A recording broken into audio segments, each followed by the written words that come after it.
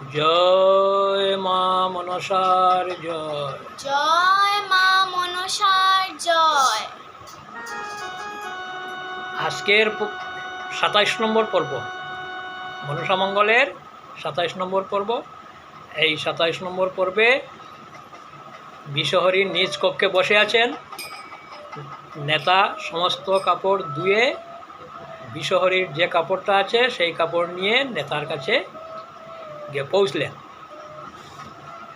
নেতা বিশ্বহরিকে বলছেন, এই নাও তোমার কাপড়, ধুয়ে নিয়ে এসেছি। বিশ্বহরি হাতে নিয়ে বলছেন, বাহ, চমৎকার, কি সুন্দর কাপড় হয়েছে সখী। নেতা, এত সুন্দর করে আজ কীভাবে কাপড় ধুয়েছ? আগে তো কোনো দিন এইভাবে হয়নি। নেতা বলছেন, আমি ধুইনি, তবে কে ধুয়েছে? নেতা বলছে, এক দুঃখিনী কন্যা আজ কাপড় ধুয়ে দিয়েছে। আমি আশ্চর্য হলাম, চক্কের নিমেষে সকল দেবতার কাপড় ধুয়ে ফেলেছে সে। তখন বিশ্বহরি খুশিতে বলছেন, কে সে? কোথায় আছে এখন? আমি ওকে দেখতে চাই সখী। এই বলে কাপড় এদিক সেদিক নাড়াছাড়া করে দেখছেন। হঠাৎ একটি চিঠি চোখে পড়ল। চিঠিটা পড়ে রাগান্বিত হয়ে বলছেন, কে লিখেছে এই পত্র? নেতা তো এ ব্যাপারে অজ্ঞ, তিনি তো জানেন না যে কে পত্র লিখেছে। নেতা বলছে, পত্র? কিসের পত্র? বিশ্বহরি কি করলেন? সজোরে নেতার গালে এক ঘা দিয়ে দিলেন। তখন বিশ্বহরি বলছে, সেই দুষ্ট কন্যা যেখানেই থাক, দেবপুরী থেকে ওকে গলাধাক্কা দিয়ে এই মুহূর্তে ওকে বাহির করে দাও। এই বলেন নেতা বিশ্বহরি রাগের মাথায় চলে গেলেন। তখন নেতা রাগে এবং দুঃখে বলছে, মানুষের শোনে বাত করি নিরন্তর,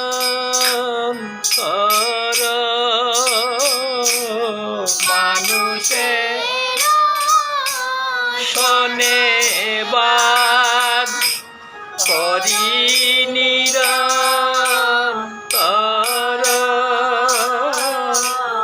চড় চাপড় যত কিছু নেতার পর,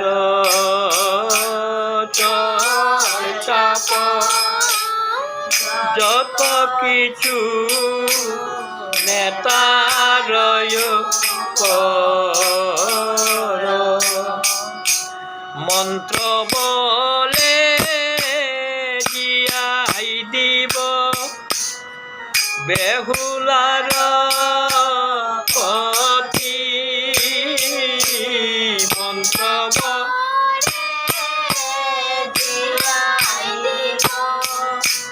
বেহুলার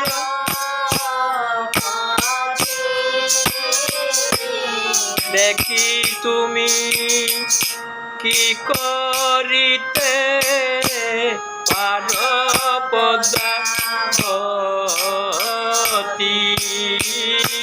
দেখি তুমি কি করিতে পারো পদ্মাবতী।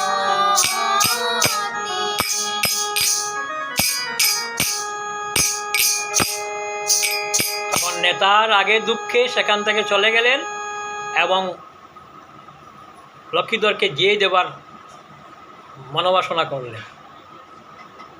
কিন্তু সেটা তো হবে না, মা মনসা নিজেই জিয়ে দিতে হবে। তারপরে যে ঘটনা ঘটল, কৈলাস শহরে মহাদেব দেবতাদের নিয়ে একটা আসর বসালেন। সেই আসরে কি হয়েছে পরের ভিডিওতে আপনাদের শোনাবো। জয় মা মনসা।